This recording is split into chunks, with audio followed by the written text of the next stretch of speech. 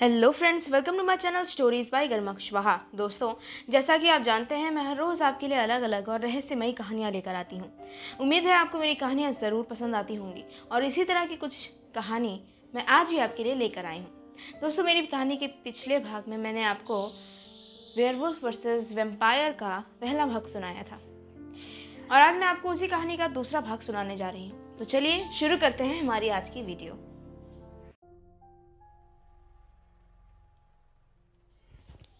मौसम के हालात वैसे ही थे जैसे वो कुछ दिनों पहले थे।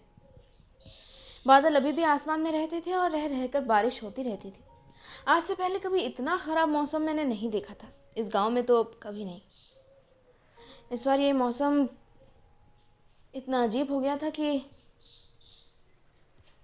कभी धूप निकल आती थी तो कुछ ही देर बाद बारिश होने लगती थी।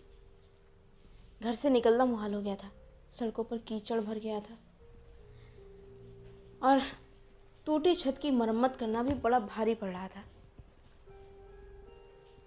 खैर, पूनम की रात कुछ ही दिनों बाद आने वाली थी और मैं इंतज़ार कर रहा था। जानना चाहता था कि आखिर उस रात किसका पलड़ा ज़्यादा भारी रहता है। और कुछ दिन इंतज़ार करने के बाद आखिरकार वो रात आ भी गई। बड़ा ही खौफनाक मंजर था उस रात का। रात भर लोगों के चीखने पुकारने की आवाज़ें जंगल से आती रहीं। एक लड़का जो कि अपने घर से कुछ दूरी पर था और भागते हुए अपने घर में जाना चाहता था, उस पर उस वेयरवुल्फ ने पीछे से वार किया और एक ही बार में उसका सर धड़ से अलग हो गया था।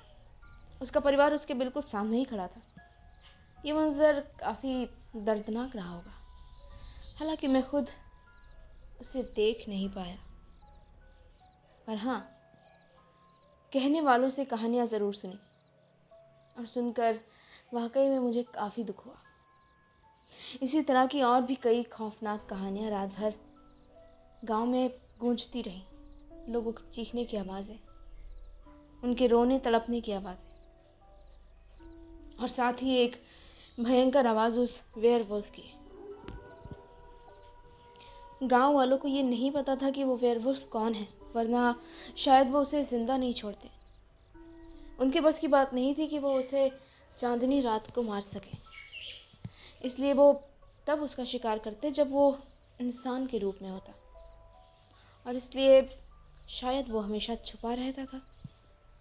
क्या पता वो हम में से ही कोई हो और हम जानते ही ना हो उसे। पर हाँ, एक अजीब बात हुई।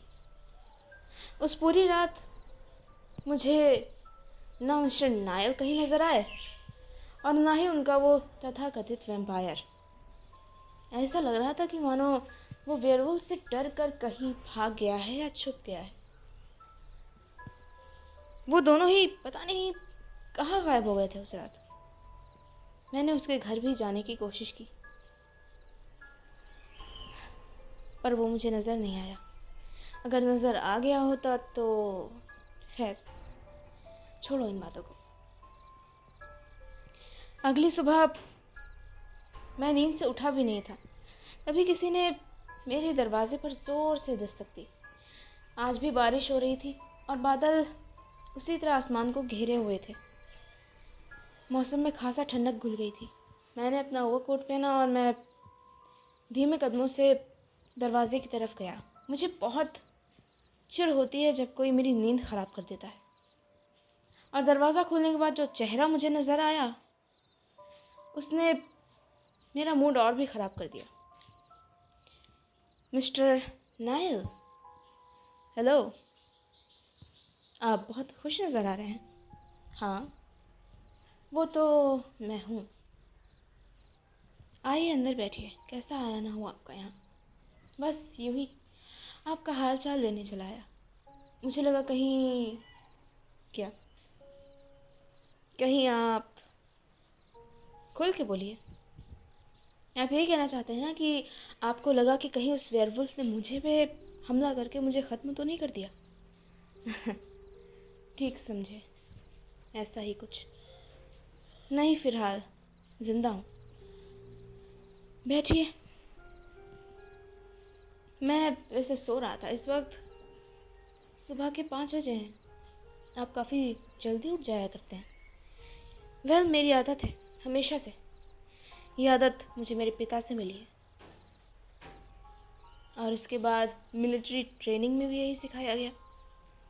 तो आप सेना में थे? हाँ, कभी था, अब नहीं। उसे छोड़े हुए कई साल हो गए। पर आपकी उम्र तो इतनी नहीं लगती है। फिर भी मुझे रात के वक्त देखने में परेशानी होती है, और इसलिए उन लोगों ने मुझे निकाल दिया। कोई बात नहीं, बैठिए। क्या आप कॉफ़ी पीना पसंद करेंगे? नहीं, फ़िलहाल तो मेरा पेट काफ़ी भरा हुआ है। लगता है ब्रेकफास्ट कर चुके हैं। हाँ, यकीनन बहुत अच्छे से। वैसे तुमने देखा रात में कैसी तबाही मचाई थी उस वेयरवुल्फ ने? कितना खौफनाक मंजर हो गया था इस गांव का। कितनी लाशें गिरी थी। क्या तुमने उन लाशों को देखा? और तुम्हारा वो वैम्पायर कहाँ गायब हो गया? वो तो मुझे कहीं नज़र ही नहीं आया। तुम तो कह रहे थे कि वो वेयरवुल्फ पर भारी पड़ जाएगा, वगैरह वगैरह। मैंने रात की लाशों को तो नहीं देखा, पर हाँ, सुबह के वक्त लोगों के घरों से जो लाशें मिली, उनका खौफनाक मंजर ज़रूर देखा। तकरीबन 100 लाशें सुबह के वक्त। लाशें? क्या कहना चाह रहे हो? लगता है आप बहुत गहरी नींद सोते हैं मिस्टर। सुबह के वक्त लोगों के घरों से तकरीबन 100 लाशें मिली हैं, हर एक परिवार का एक इंसान। क्या आपको नहीं पता? आपको क्या लगता है कि तबाही मचाने के लिए चीखना चिल्लाना और तोड़ फोड़ करना ही ज़रूरी होता है? वैम्पायर आया, उसने अपना काम कर दिया और लोगों के दिल में डर भी बैठा दिया। सही कह रहे हैं आप। तबाही तो बहुत हुई, और हो सकता है आने वाले कुछ दिनों में उस कब्रिस्तान में पैर रखने की भी जगह ना बचे। उसकी बातें सुन के मुझे थोड़ा अजीब महसूस हुआ। मैंने उसके सामने सामान्य दिखने की कोशिश की। मैं नहीं दिखाना चाहता था कि मैं परेशान हूँ। मुझे सच में नहीं पता था कि ऐसा भी कुछ हुआ है गांव में। उसके चले जाने के बाद मैं घर से बाहर निकला, और बाहर निकलने के बाद जब गांव के अंदर गया, तब हर तरफ मातम देखा मैंने। हर परिवार रो रहा था। पूरे गांव पे मनहूसियत छाई हुई थी। ऐसी ऐसी त्रासदी जैसे मैंने आज तक कभी नहीं देखी थी। मुझे एहसास नहीं था कि ऐसा भी कुछ हो सकता है। ये सब कुछ देखने के बाद मेरा मन अजीब सा हो गया था। मैं फ़ौरन भागता हुआ सेमेट्री के पास गया। इस गांव की इकलौती सेमेट्री जहाँ लोगों को दफनाया जाता था। जब मैं वहाँ गया, तब वहाँ पे भी मुझे कई लोग रोते बिलखते हुए नजर आए। कई नई खुदी हुई कब्रें जिन पर ताज़ी मिट्टी थी, और उनके पास बैठकर रोते हुए उनके परिजन। ये सब कुछ मेरे लिए बहुत अजीब था। तभी वहाँ मुझे कुछ ऐसा नज़र आया जिसे देखने के बाद मेरा कलेजा कांप गया। मिस्टर और मिसेस मैकअवे, आप दोनों यहाँ कैसे? और एडिथ एडिथ कहाँ है? क्या हुआ? आप दोनों कुछ बोलते क्यों नहीं? क्या हुआ है? एडिथ ठीक है ना? आप दोनों कुछ बोलते क्यों नहीं है? एडिथ कल रात ही गुजर गई। क्या हुआ था उसे? उस वेयरवुल्फ ने? नहीं, उसने कुछ नहीं किया। इस गांव का वो नया शैतान वो नया नरिंदा, उसने मार दिया एडिथ को। आप सही कह रही हैं, आपने उसे देखा। मैं झूठ क्यों कहूंगी? I'm sorry।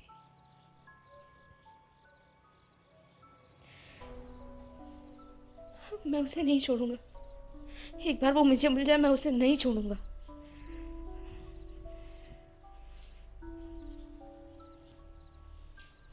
एडिथ गांव के अकेले उन कुछ लोगों में से थी जिसे मैं जानता था, बहुत अच्छे से जानता था। आज से कई साल पहले हमारी शादी होने वाली थी। इस बात को तकरीबन 3 साल बीतने वाले हैं। एडिथ मुझे बहुत पसंद थी। हमारे परिवार भी हमारे रिश्ते के लिए राजी थे, पर मैंने शादी से इनकार कर दिया। क्या वजह थी इसके पीछे, वो बताना मैं लाजमी नहीं समझता, पर जो भी वजह थी वो बहुत मजबूत थी। मैंने जो भी किया उसके फायदे के लिए किया था। मैं एडिथ को तकलीफ में नहीं देखना चाहता था, कभी भी। और आज जब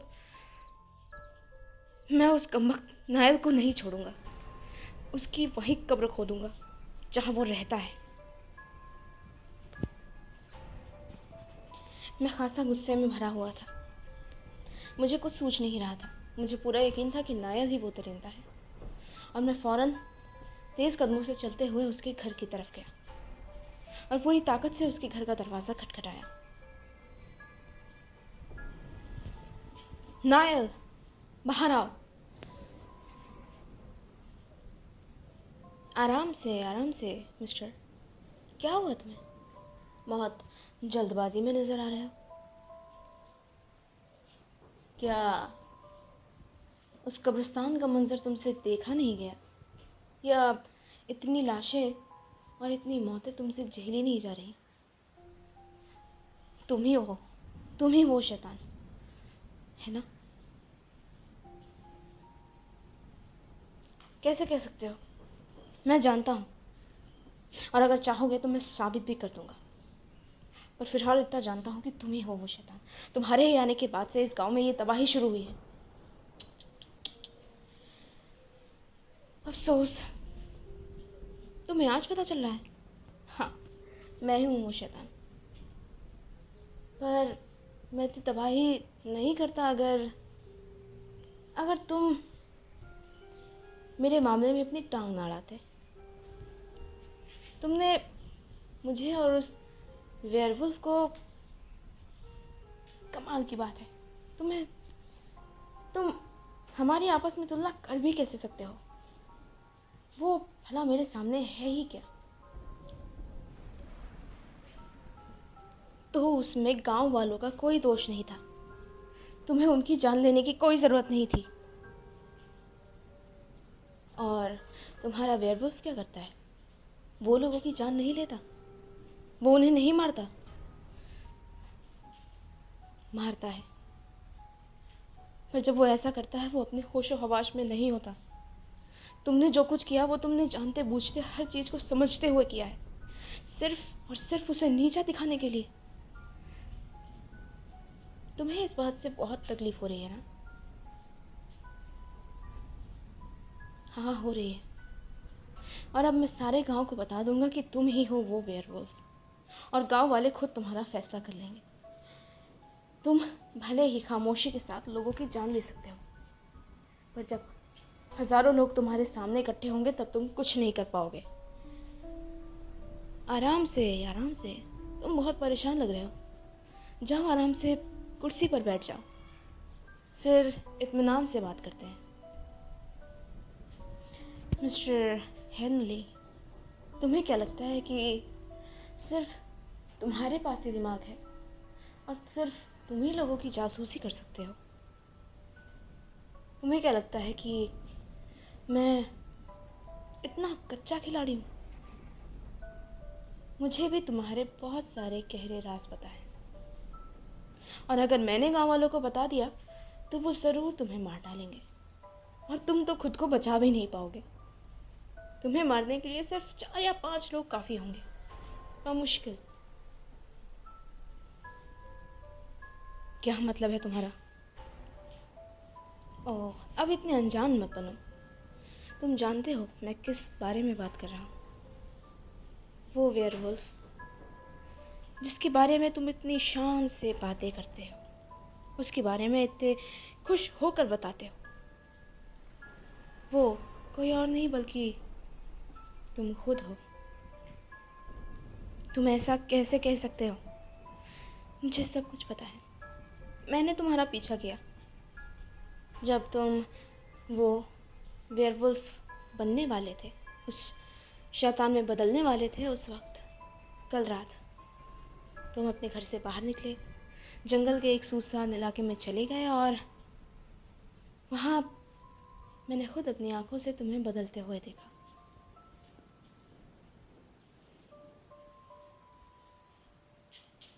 तुम्हें मैं जिंदा नहीं छोड़ूंगा। आराम से, मैंने कहा था, शांति से बात करो। इस वक्त तुम्हारे पास कोई शक्ति नहीं है कि तुम मेरा सामना कर पाओ। और ये मेरी अच्छाई है कि मैं तुम्हें अभी मार नहीं रहा हूँ, वरना ये मेरे लिए एक चुटकियों का खेल है। कल रात मैंने कितने ही लोगों को मार डाला, उनमें से एक तुम भी हो सकते हो। पर फिलहाल मुझे ऐसा करने में कोई इंटरेस्ट नहीं है। तुम एडिथ को जानते थे, है ना? तुमने उसे जानबूझकर मारा, है ना? मैंने किसी को जानबूझकर नहीं मारा। मैंने तो गांव के हर एक घर से एक इंसान को अलविदा कह दिया। बस इतना किया ताकि तुम्हें तुम्हारी औकात पता चल सके। तुम्हें इसकी कीमत चुकानी पड़ेगी। आज नहीं तो कल मैं तुम्हें मारूंगा। वैसे कौन थी एडिथ? तुम्हें बहुत तकलीफ हो रही है उसके मरने पर?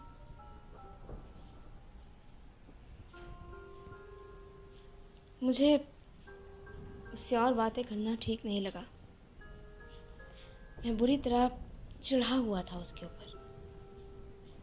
और अब जब वो मेरा राज जानता था, बेहतर होता कि हम दोनों ही थोड़ा दूर रहते।